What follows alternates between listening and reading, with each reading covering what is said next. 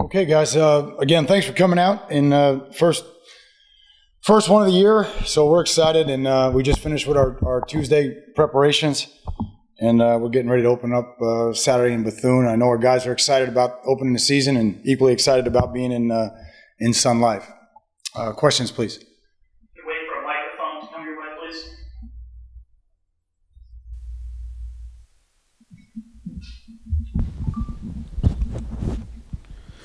Al, you talked a lot in camp about how... I'm sorry, this is like a Phil Donahue moment or something. I don't know what... it begins. I can't even believe what's going on right now. I guess they're streaming these live, so I apologize to the 14 listeners out there. Sorry, Tom. You talked a lot in camp about how you were giving a lot of guys equal reps. Yeah. Obviously, losing Gus, not ideal by any measure, but how valuable is it that Mark, Joe, other guys, they're probably as prepared as Gus was? How valuable is that for you guys going forward? The distribution at that position was probably the best, to be honest with you, in terms of that. So I just wanted to, from the get-go, just give all four guys reps with the ones. And even Walter Tucker, to be honest with you, got a lot of reps too in inside run and things of that nature. So really, we don't feel like we're going to miss a beat there. You know, we feel badly for Gus, disappointed for him. He worked really hard. But he's going to be back. He's in great spirits, and but it's a great opportunity for the other three guys to step up and execute. The players told us that Gus has been involved. He's still been at meetings and still teaching. How important is that, and just continuing his process moving forward? It is, just not to, they go through stages, and but not to go through.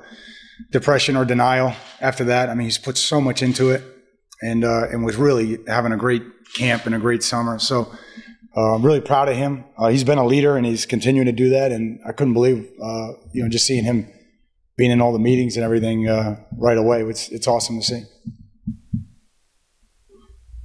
Coach, we always hear and guys talk about players taking that next step. As a coach and a coaching staff, what do you guys want to do is taking the next step for this team to succeed going into this year? Again, I think going back to January, I think there's a lot of things that we have done.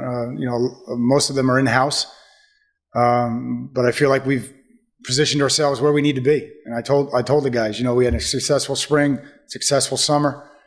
Our preseason camp was really good, but all we did is set the table now for the season. So we got to execute. We got to be better on third down, certainly got to be better in the red zone. On both sides of the ball, we got to protect the ball better on offense and take it away.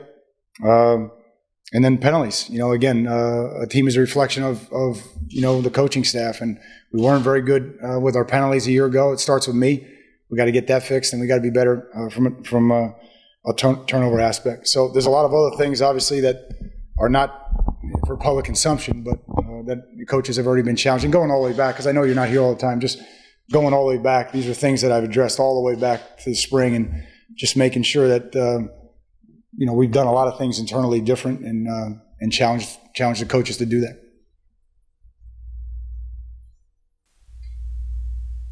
I wanted to get you to talk about Dallas Crawford a little bit, getting the starting job at safety, and when you guys made the switch from running back to safety, it took him a while to learn that. But just what did you see from Dallas in camp, and what he's going to bring you guys now as a starter at that spot? He's playing with more poise. He's leaner. He's definitely leaner than he has been. But he's playing with more poise, and he's tackling better. He's just playing faster. He's settled in now.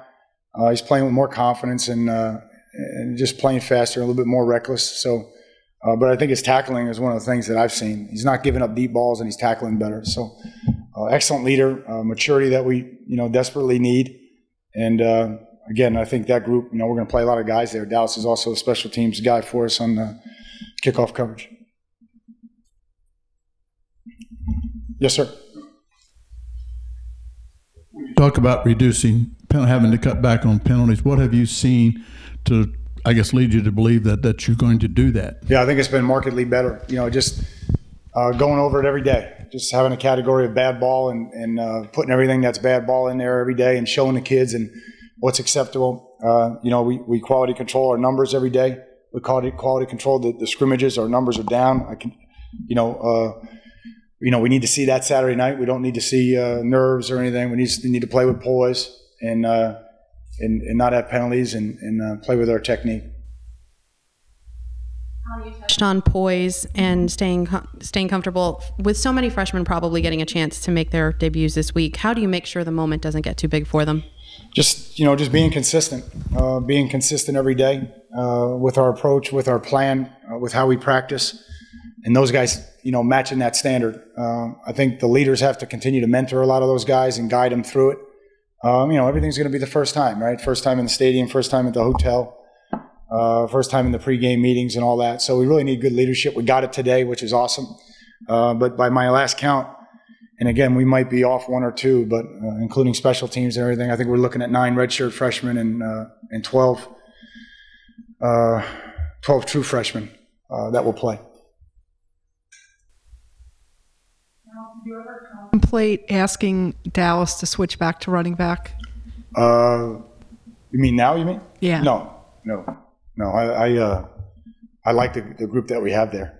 I like the group that we have. Joe, Mark, and Trayon. I'm excited about that group that we have. So, Tuck would be the 4th right now. And if it got to a situation where we needed more than that, then we have some other things that are in place.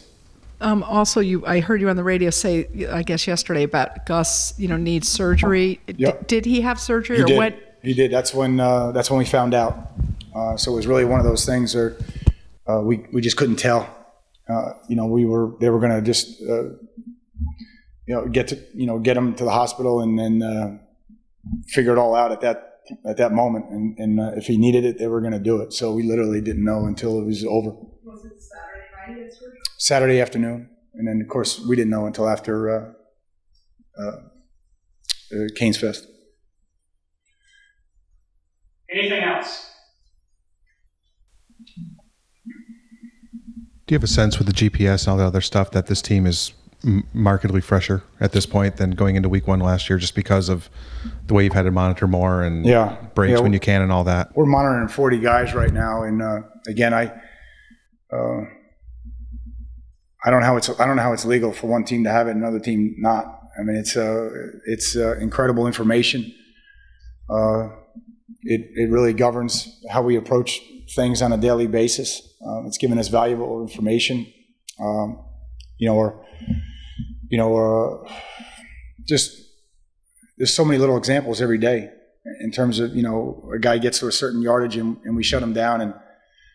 Maybe we'll take him out for a period and then bring him back. All those things. So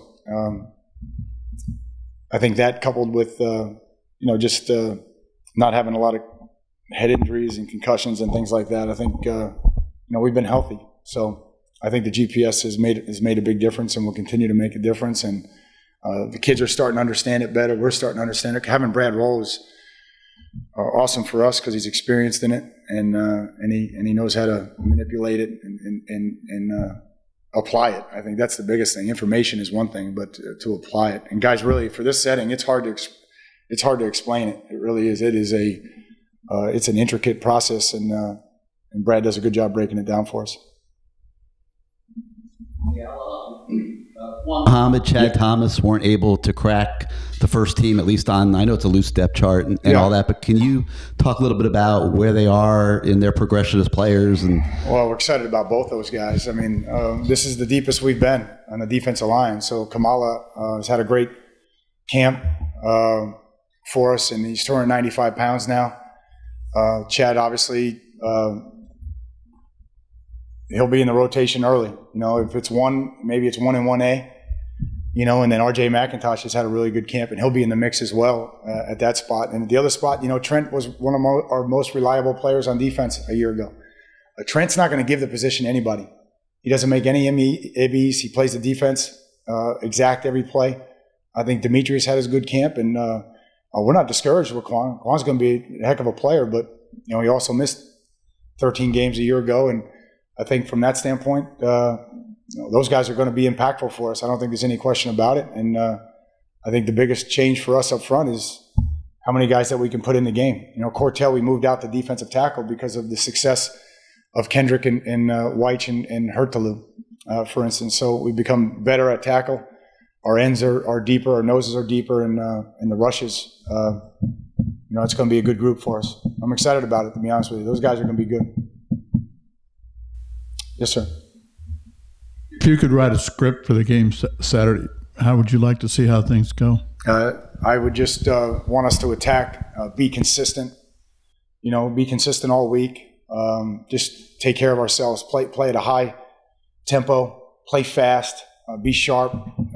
Again, I'm not, I don't really get into all that. I mean, for us, one of the things I'm challenging the team with is just being consistent week in and week out, no matter what. Anything else? Updates on Rico Mays and Juwan Young? Yeah, they're doing really well, Manny. They're doing great. We, both of them they're. I think Rico, we're going to do another week of him just being inside, but he's doing really well. And obviously, Juwan was outside a little bit today, and so they're getting closer. Again, both of those. We didn't really know how long it was going to be. Both of those are looking to be on the shorter end than the longer end at this point. Okay.